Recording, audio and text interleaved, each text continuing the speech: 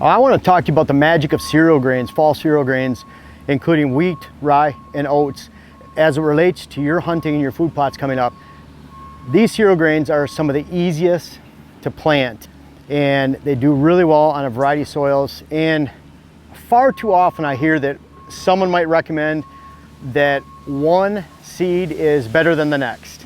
And you can see the trees coming down behind me. We have an excavator. We're bulldozing new plots, excavating new plots this year on a new property. And you can bet I'm going to use some of these going forward. And I want to talk about each one. I hear that one's better than the other, that you should only plant one, that one's only good.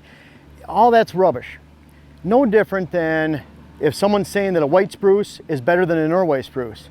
They're two different types of spruce. Norway spruce need heavy soil, open sunlight. White spruce you can plant back in the shade, poor soil, sandy soils, low pH. So completely different. For one to say one is better than the other is to not understand either one of them. Same with clover. Red clover, yellow clover, sweet clover, white clover. There's lots of different clovers out there. Someone can't just say that this clover is the best for all time, because if someone has heavy soil, they might use one clover, like Ladino, or they might use red clover on sand, garbage soil.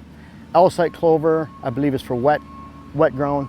So there's a lot of different uses for clover. I'm sorry about me swatting at the bugs around here. It's nasty, which is a good thing. More often than not, when there's a lot of bugs and garbage here in the summertime, and you have a little bit wetter conditions and this type of habitat growing around, it's going to be really good for bucks come the fall and deer in general. Rye is, I often talk about rye. I often recommend my clients plant rye, readers, viewers, because rye fits the most amount of habitat out there. Winter rye grain, not ryegrass, is the most soil tolerant, pH tolerant, and it germinates and is low. They've had studies down to 37 degrees soil temperature. It is the most hardy seed that you can plant on your property and have something grow, and that's the magic of winter rye. Wheat's a lot different.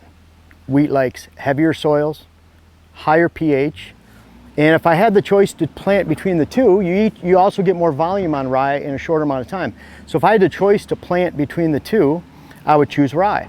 If I didn't have rye available, readily available, I'd get some wheat, especially if it fit the soil.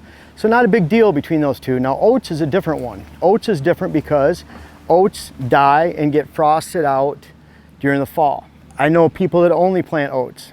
And if you're starting to get appreciable frosts and freezes in October and mid-October, then you probably want to stay away from oats, because they're going to turn brown and there's not going to be any life in them, and you're not going to be able to use them. Now, I've gone through the mixes, and this is going back into the early 2000s, end of the 90s, where I'd take 80% oat, 20% rye, put it on a food plot. Too much brown. 50-50, this is in Michigan. 50-50, too much brown going into mid-November. 80-20. Then I thought, why am I even planting oats in the first place? They're not really pulling the deer herds. Not there in the spring for them, in the upper half of the country. And I want that green going into the spring, and rye or wheat will give it that to you. But oats are great for a nurse crop. So I like planting a light amount of oats, 40-50 pounds per acre with my greens in the late summer. Say I'm planting peas and beans. Great to plant 50-40 pounds of oats. That's what I'm doing this year with them. And then I'll come back later, because the real workhorse is a rye, and I'll top dress 200 pounds per acre of rye around Labor Day. Again, I want that rye all the way through spring. Once it hits spring green up, rye, wheat, it's useless. They're not going to eat it once spring green up hits. They're going back to their luscious clovers, all the legumes, the forages in the woods, the herbaceous forage. Lots of food at that time. They don't need that rye, especially when the rye is starting to get taller and leaf out. There's a use for each one of these. And again, even oats, again, you could put oats in with clover in the fall, completely dead in the spring. You don't have to worry about it like rye or wheat. Great cover crop for clover, great cover crop for alfalfa. There's a lot of different uses for it. And like I said, for oats with my late summer planted greens, and then they die off. Which one's better?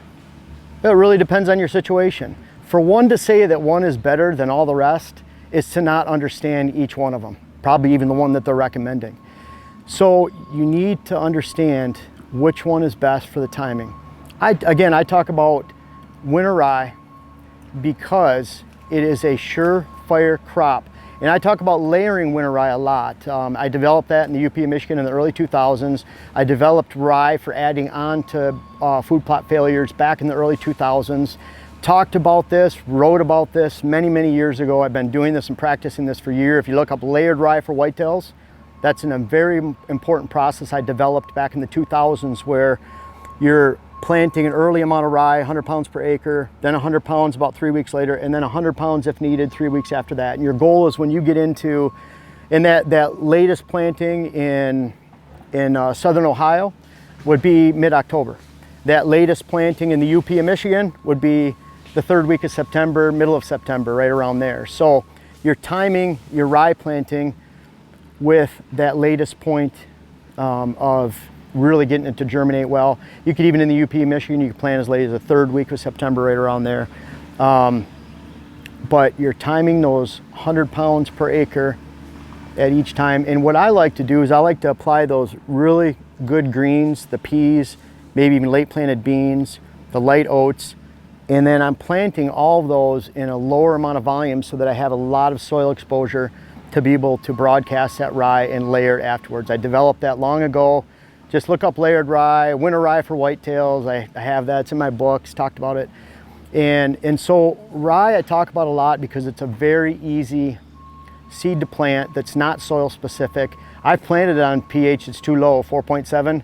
It grows up, turns red, can't suck up the nutrients because the pH is too low no matter how much fertilizer you put on, and it dies. You can never overcome low pH with upping the fertilizer because the low pH only allows the plants to uptake a certain percentage of that fertilizer or none at all. So you're just wasting fertilizer. You have to lime first. So again, oats, great nurse crop, cover crop. Wheat is good if you don't have rye and you're planting in heavy soil, good soil. Rye, if you can't get rye to grow on your soil, you're not going to get anything else to grow on your soil. So really look at each one of those. They each do have their place. There's a lot of uses for them. I encourage you to look on my site, my website, search rye for whitetails, winter rye for whitetails, layered rye. You'll find those articles, and we'll create some more videos on those this fall. But they've been in my favorite blends going back to 2016 best food plot blend. A lot of times I'm using 2 or 3 out of all those in my plantings.